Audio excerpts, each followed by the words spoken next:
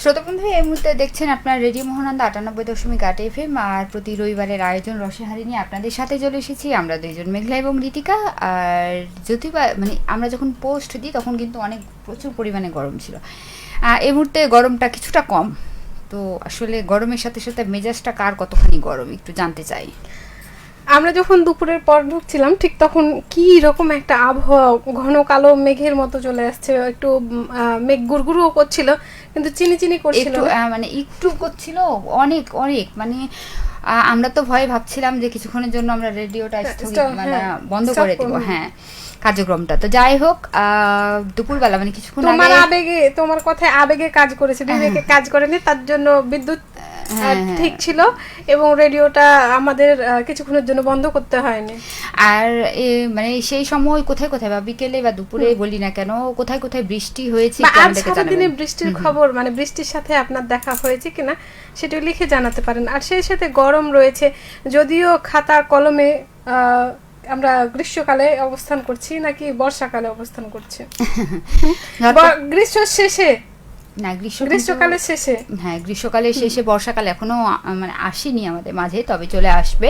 তো যাই হোক বন্ধুরা, এই মুহূর্তে যারা আপনারা আমাদেরকে দেখছেন ঝটপট করে কমেন্ট করে দিন, আবহাওয়ার সাথে সাথে মেজাজ গরম কার কার আমাদেরকে একটু জানাবেন। আর বৃষ্টি হয়েছে কোথায়, বা বৃষ্টি ঝড়ে আম কুড়াতে গেছেন কিনা, যদিও বা মানে যাওয়াটা ঠিক না বা উচিত না এখন, যেহেতু বৃষ্টি যেই সেই হচ্ছে, বজ্রপাত বেশি হচ্ছে, আর প্রতিদিনই বজ্রপাতে কোথাও না কোথাও মৃত্যু ঘটছে।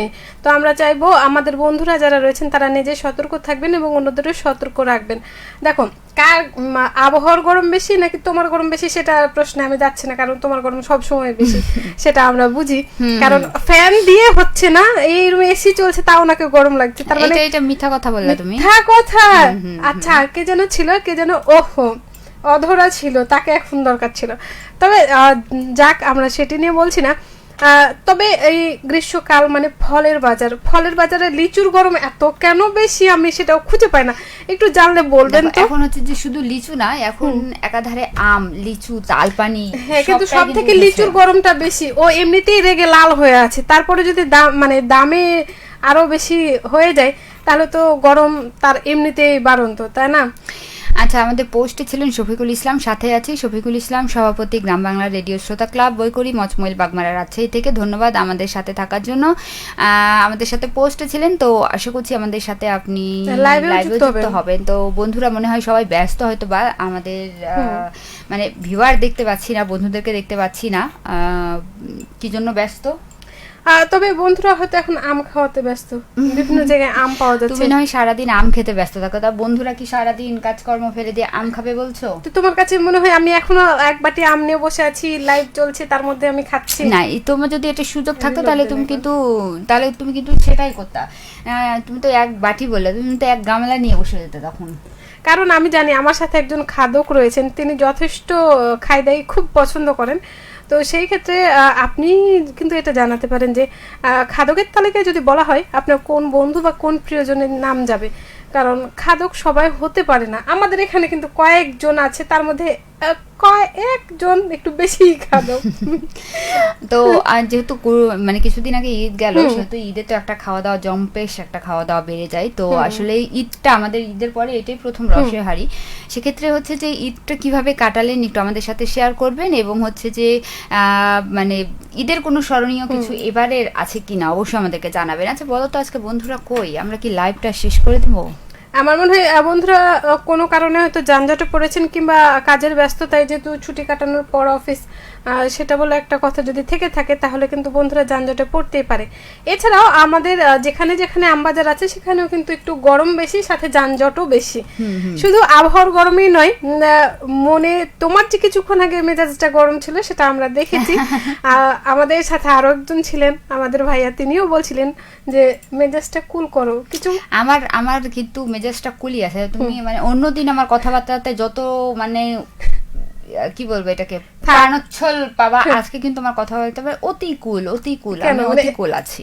এই কুলের কারণটা কি আমাদেরকেও বলো, আমরা আবহাওয়ার গরমে মেজাজটা কিভাবে তোমার মতো কুল রাখতে পারি? এই ট্রিক্স তো মানে বলা যাবে না, এটা অতি গোপন কথা। আমি তুমি যখন থাকবে না আমি তখন চুপি চুপি অবশ্য বন্ধুদেরকে বলবো, মানে অতিরিক্ত মেজাজ গরম হয়ে গেলে কিভাবে কুল থাকা যায়।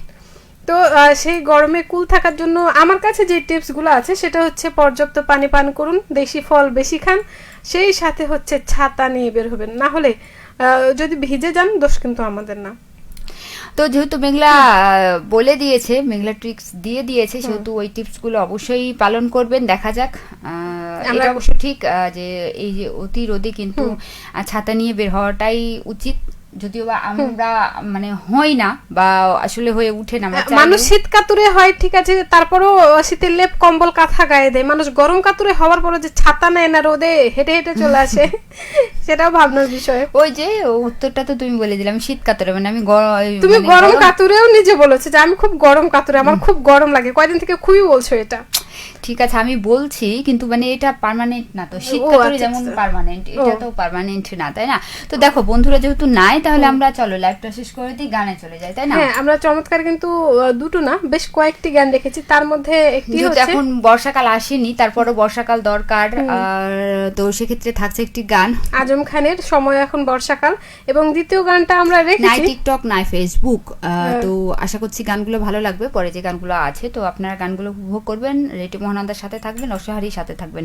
আমরা আজকের মতো বিদায় নিচ্ছি, সবাই ভালো থাকবেন, সুস্থ থাকবেন, রেটি মোহনান্দার সাথে থাকবেন। সবাইকে আবারও জানাই অনেক অনেক মানে শুভেচ্ছা। মানে বুঝতে পারছি না এই মুহূর্তে শুভ সন্ধ্যা জানিয়ে দিব নাকি শুভ বিকেল জানিয়ে দিব। তবে নাতিশীতোষ্ণ 1 কাপ গরম চায়ের আমরা শুভেচ্ছা জানাতে পারি, খেতে পারেন। হ্যাঁ আচ্ছা, আমাদের শেষ বেলায় পবিত্রশীল হাই লিখেছেন, আমরা কিন্তু কমেন্টটি পড়ে দিয়েছি। আর হচ্ছে যে আমরা যেহেতু বিদায় ঘন্টা বাজিয়ে দিয়েছি, বিদায় নিয়ে নিয়েছি, তো সেক্ষেত্রে আপনারা সবাই ভালো থাকবেন। আমরা বিদায় নিয়ে নিলেও কিন্তু 6টা 25 পর্যন্ত আছি, সবাই ভালো থাকবেন। সবাইকে আবারও শুভ সন্ধ্যা।